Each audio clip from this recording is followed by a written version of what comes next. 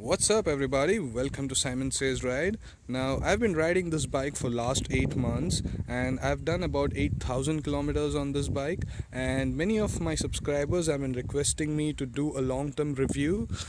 So welcome everyone to the first ever long-term review of the Suzuki Gixxer 155. So since it's a long-term review, I thought why not take in inputs from other Suzuki Gixxer owners who have similar experience with the bike.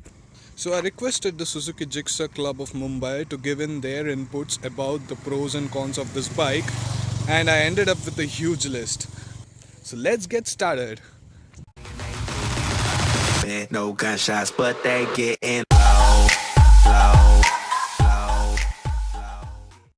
Alright, so I'm gonna start from the front. So all of us think that the stock headlights are not very powerful for nighttime riding. So that's why I even went on changing my headlight.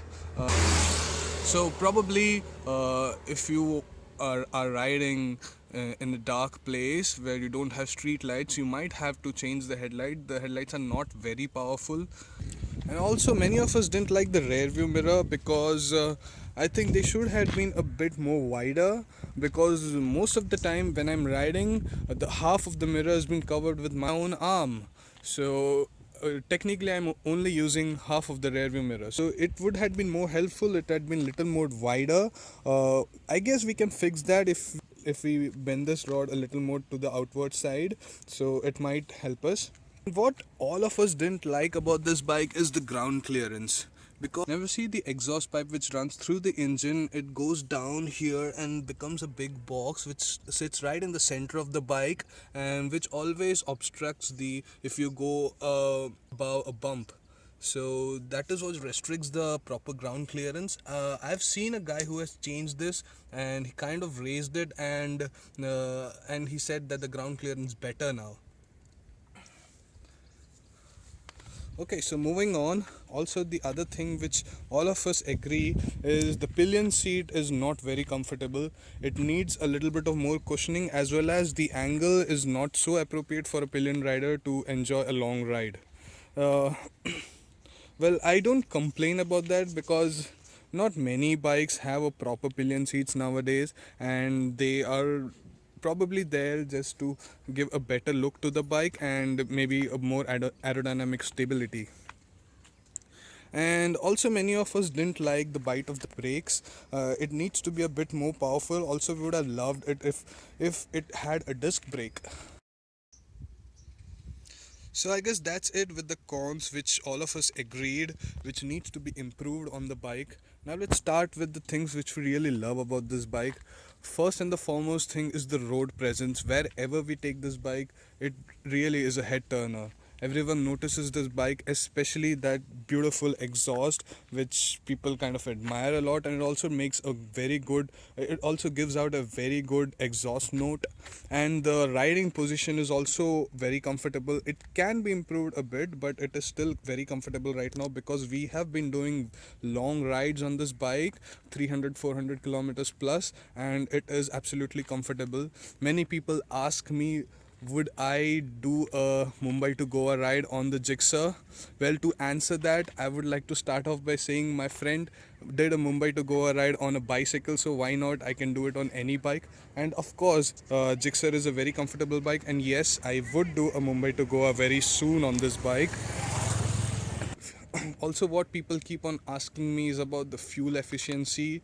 Of course, the Gixxer has a very good fuel efficiency, but it kind of varies from rider to rider, and I had made an elaborate video about it, so I will be leaving a link to that in the description as well as on the screen right now, so you can go and check that out to get your questions clarified about the mileage. And one another thing which I like about the Gixxer is its power delivery. It has got a linear and a very strong power delivery, a lower at the lower RPM rates, this is where it stands out from any other 150cc bike in its segment, and it also leaves the FZ far behind, because when you are in a traffic signal and you want to hit that accelerator and you're sure that that power is there, so that is where the Gixxer stands out, and I really love this bike for that. and it's got a very nice tires and it got amazing grip. I have no complaints with the grip, and now you can see I've done 8,000 kilometers and the tires are still in a very good shape.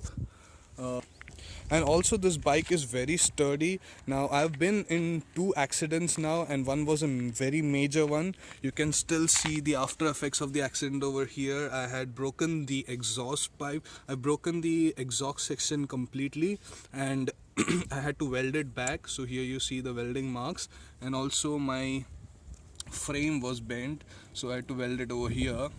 But still the bike runs very smoothly. It has no major effect of the accident on the performance of the bike. So let's talk about the mods which I've done to this bike. Now let's start from the front. Of course, as I've said in the beginning of the video, I had changed the headlights to something like this, which is quite powerful at night time. And I have got this disc clock installed, which also I have explained in a proper video. And I had changed the spark plug around 3 times now because I had some issues with that.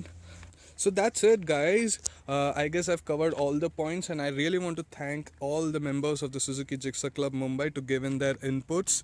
So I hope I've answered all the questions. If you have any more doubts, please feel free to leave it down in the comment section. I'll be putting the links to all the things I've mentioned in the video in the description. So this is your host Simon signing off. Until the next ride, be safe, ride safe. Bye bye.